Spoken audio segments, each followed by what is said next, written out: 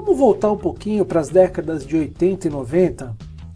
O cenário era mais ou menos assim: inflação alta, alta competitividade também, globalização, encargos trabalhistas também altos e muita exigência na qualidade dos produtos, serviços oferecidos no mercado.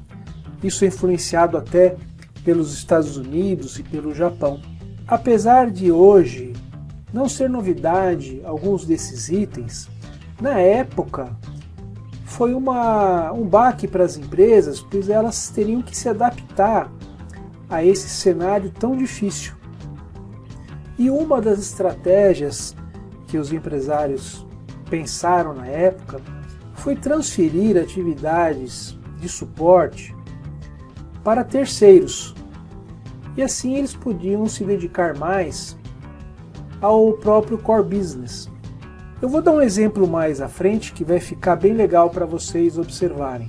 As atividades que nós chamamos lá de suporte são atividades rotineiras dentro de uma empresa, muito necessárias, mas que não têm uma ligação direta com o core business.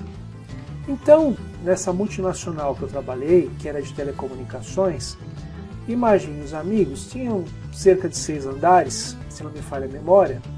Então imagine, é um baita de um condomínio.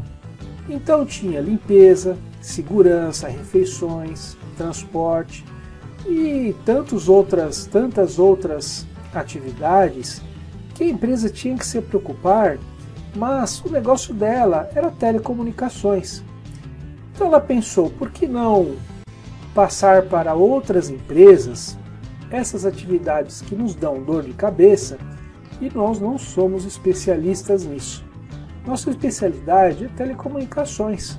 Foi o que eles fizeram então, por volta de 1987, 88, se eu não me engano.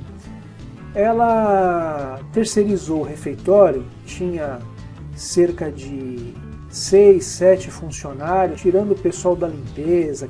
Ou seja, eram atividades ou serviços de refeições que não contribuíam diretamente com a performance da empresa, que era vender equipamentos, instalar equipamentos, etc. Então eles decidiram naquela época terceirizar, contratar uma empresa especializada em serviços de refeição. Obviamente que eles utilizavam lá a infraestrutura local, porque era, como eu disse, um prédio de 5 ou 6 andares, e eles então tinham toda a estrutura à sua disposição lá. E a empresa de serviços vinha lá e preparava as refeições. Como eram especialistas nisso, os funcionários gostaram muito da ideia, tinham mais variedades. Nessa onda aí de terceirizar as atividades, nós também observamos aí, por volta dos anos 90, indo para o ano 2000, que as empresas começaram então a tirar, algumas áreas, algumas atividades que eram muito rotineiras e transferi-las para empresas menores, especializadas nessas atividades. E assim foi se fazendo uma rede de pequenos fornecedores em torno da empresa maior, que vamos chamar assim de empresa mãe, e essas empresas seriam como se fossem satélites, que forneciam então produtos, serviços em geral para a empresa mãe, e a empresa mãe ela ficava então preocupada apenas com a sua atividade fim e se preocupava então com os desafios do mercado, se preocupava em se tornar uma empresa mais rápida para atender as demandas dos clientes. Nós temos aí casos muito típicos, que são os casos das empresas automobilísticas, por exemplo, onde as empresas automobilísticas são montadoras até hoje.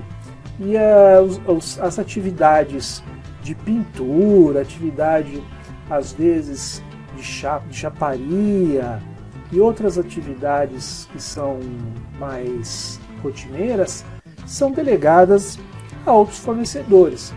Você tem um fornecedor lá especializado em fabricar e colocar vidro, você tem um fornecedor que é especializado em instalar o software no automóvel, outro fornecedor ele é especializado em fazer polimento, por exemplo, enfim. E a região de Campinas, São José dos Campos e ABC, elas foram então muito valorizadas com isso, não é? Ajudando inclusive na empregabilidade das pessoas.